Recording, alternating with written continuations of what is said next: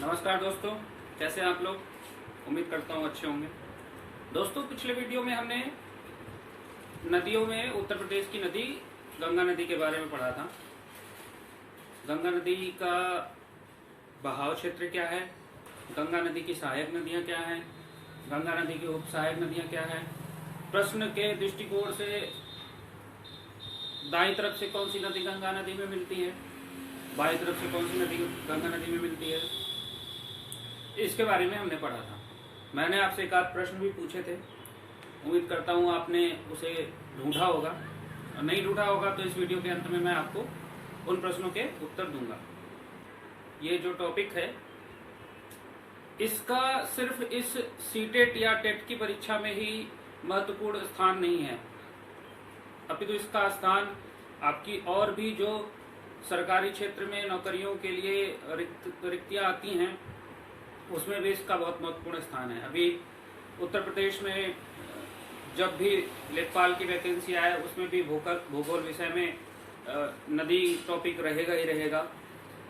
आप और भी परीक्षाओं के लिए जाइए, एसएससी सीजीएल वगैरह के लिए जाइए तो नदियों का वो रहेगा, स्थान रहेगा। क्योंकि ये नदियाँ पूरे भारतवर्ष में बहती हैं। अभी तो हम सिर्फ एक दो नदियों के बारे में पढ़ रहे हैं, एक प्रदेश की नदियों के बारे में पढ़ रहे हैं। अगर हम पूरे भारत में नदी तंत्र पे आएंगे तो नदियों का प्रवाह क्षेत्र बहुत लंबा है, बहुत विस्तृत है। वैसे भी भारत को नदियों का देश कहा जाता है। तो ये सारी परीक्षाओं की दृष्टि से बहुत ही महत्वपूर्ण है। तो आप इसे सिर्फ ये मान के मत पढ़िएगा कि सीटेट के लिए है तो पढ़ लें, बाकी और किसी के लिए नहीं है, हल्का फुल्का पढ़ लें, बाकी तो और भी विषय हैं जिसमें मैं कवर कर लूँगा। पर चूंकि आप एक प्रतियोगी छात्र हैं, आपका ध्येय नौकरी पाना है, तो आप इसे गंभीरता से पढ़ें। और अगर आप इसे पढ़िएगा तो ये इतना ज्ञान देगा आपको कि आपको हर क्षेत्र में सम्मान दिलाएगा। आप कहीं पे भी अगर कुछ टॉपिक पे डिस्कशन हो रहा हो तो आप पीछे नहीं हटिएगा। तो आज हम यमुना नदी के बारे में पढ़ेंगे। यमुना नदी भी उत्तराखंड में उत्तरकाशी जिले से निकलती है और ये एकमात्र ऐसी नदी है जो गंगा के दाहिने तरफ से मिलती है। गंगा की मुख्य सहायक नदी है यमुना। बाकी जो भी नदियां हैं उत्तर प्रदेश में वो गंगा की उप सहायक हैं।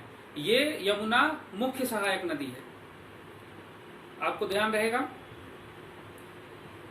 ये उत्तरकाशी जिले के यमुनोत्री से निकलती है। उत्तर प्रदेश में यमुना नदी सहारनपुर जिले में एक स्थान है फैजाबाद। सहारनपुर, ये फैजाबाद जो जिला है अयोध्या वाला वो नहीं, सहारनपुर में एक स्थान है फैजाबाद, वहां पे प्रवेश करती है आपका उत्तर प्रदेश में। और प्रयागराज में आके संगम इलाहाबाद, प्रयागराज में आके गंगा नदी से मिल जाती है।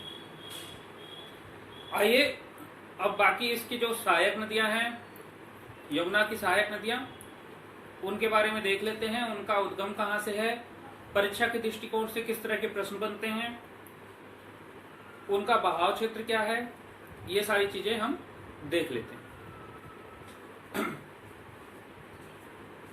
जैसे मैंने आपको बताया, सबसे पहले तो आप ये जानिए यमुना की लंबाई, जो इसका बहाव क्षेत्र है 1385 किलोमीटर है।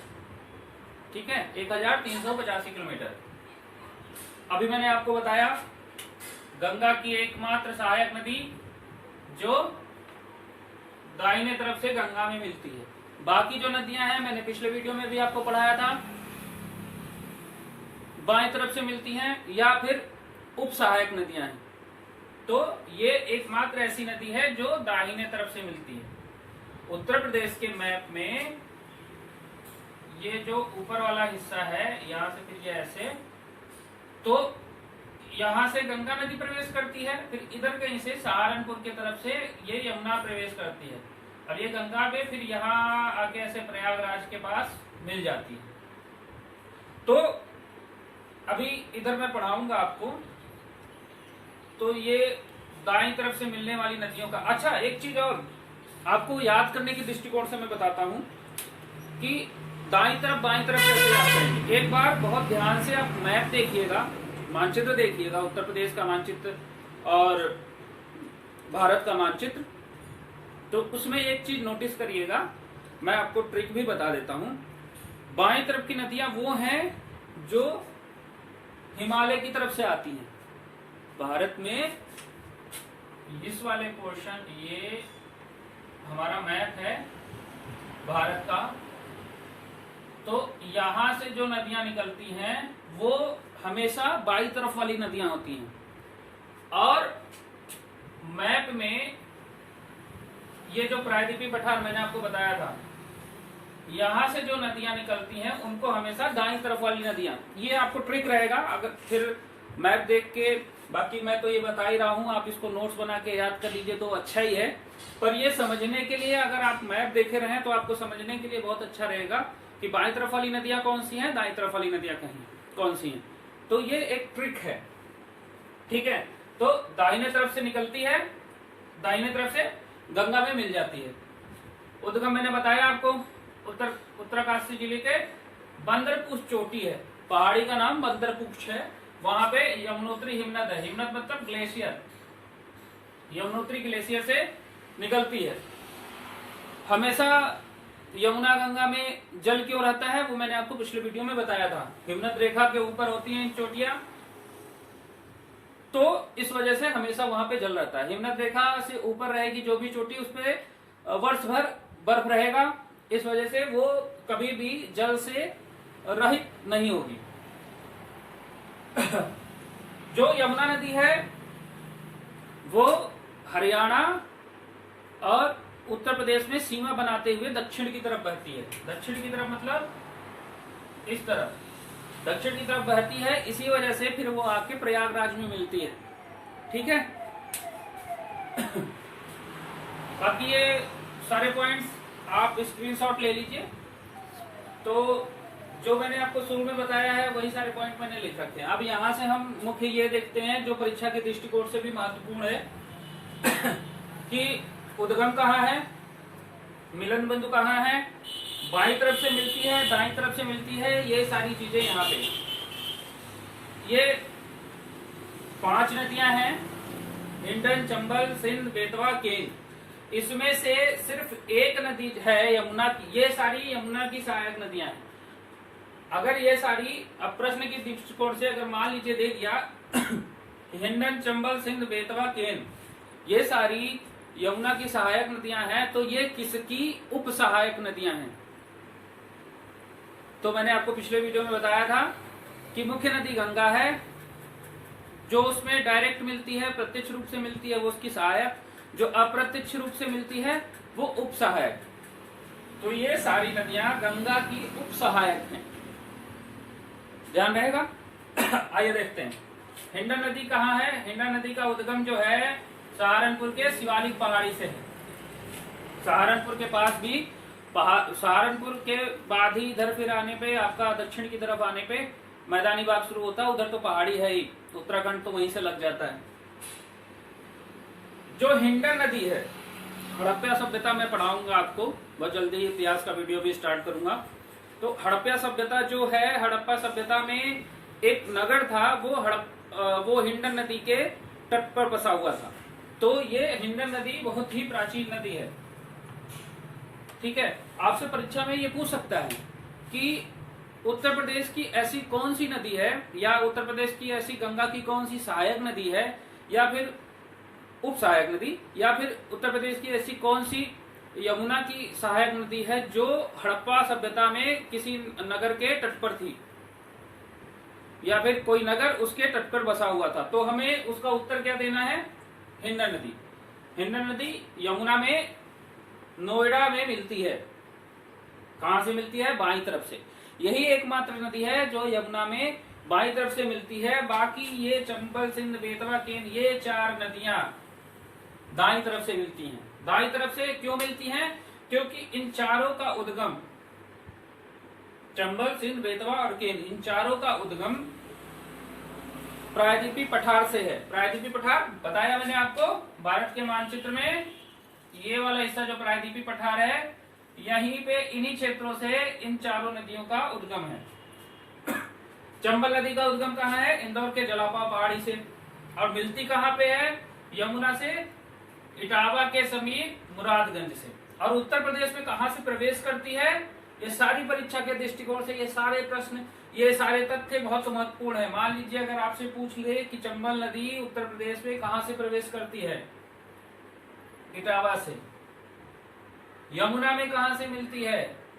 इटावा के समीप मुरादगंज से। ठीक है, किस तरफ से मिलती है? दाई तरफ से। सिंध नदी मालवा पठार से निकलती है, यह भी प्रायद्वीपीय पठार का ही हिस्सा है। और कहा मिलती है? जालौन के निकट यमुना में। बेतवा नदी भोपाल से निकलती है। ये सारे एमपी के क्षेत्र हैं, भोपाल एमपी में है। ठीक है, हमीरपुर के निकट यमुना में। केन, इसका प्राचीन नाम कर्णवती नदी है।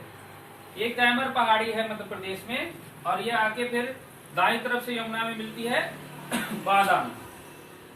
ठीक है, तो यमुना की ये सहायक नदियां, परीक्षा के दृष्टिकोण से इसमें क्या पूछा जाता है वो मैंने आपको बता दिया। बाकी मैंने पिछले वीडियो में आपको बताया था कि 3 नदियां हैं जो दलदल या झील से निकलती हैं। उसमें से एक नदी का उद्गम मैंने आपको बताया था, 2 नदियों का उद्गम नहीं बताया था, वरुणा और सई का।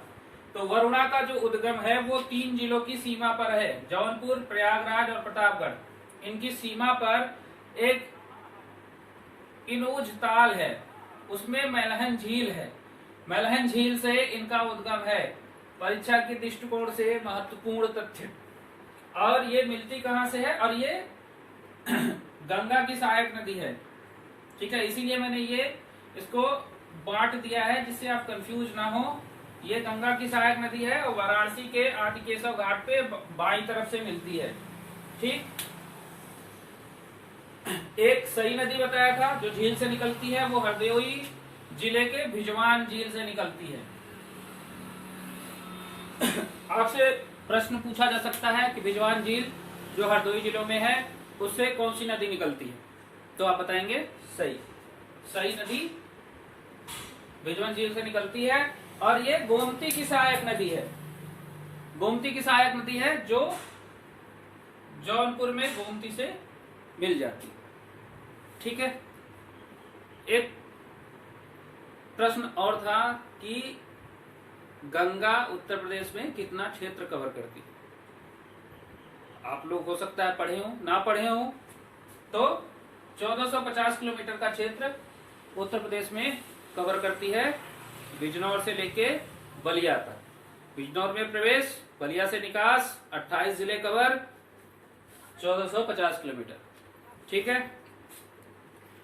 एक परीक्षा के दृष्टिकोण से एक बहुत महत्वपूर्ण टॉपिक है और अक्सर न्यूज चैनल पे सुर्खियों में रहता है, सिंधु जल समझौता। सिंधु जल समझौता क्या है? सिंधु जल समझौता ये है कि सिंधु जल तंत्र में 6 नदियां हैं, सिंधु, झेलम, चिनाब, रावी, ब्यास, सतलज। ये 6 नदियां हैं जो सिंधु जल तंत्र में आती हैं। मैं आपको बताऊंगा आगे, क्योंकि ये नदियों का जो चैप्टर है ये बहुत ही विस्तृत है, बहुत ही लंबा है। इसको कवर करने के लिए बहुत सारे वीडियो बनाने पड़ेंगे, पर मैं आगे हो सकता है 1-2 वीडियो में वो सारे, उसमें से सारे महत्वपूर्ण तथ्य आपके लिए कवर करूं, जिससे वीडियो बहुत लेंदी ना बने, बहुत ज्यादा वीडियो ना बनाना पड़े। परीक्षा के दृष्टिकोण से जो इम्पोर्टेंट है, जो महत्वपूर्ण है, वो मैं कवर करा दूं। तो सिंधु जल समझौता इम्पोर्टेंट है, वो पूछा जा सकता है परीक्षा में, किसी भी परीक्षा में पूछा जा सकता है, क्योंकि ये महत्वपूर्ण है, अक्सर विवादों में रहता है, अक्सर हाईलाइट रहता है।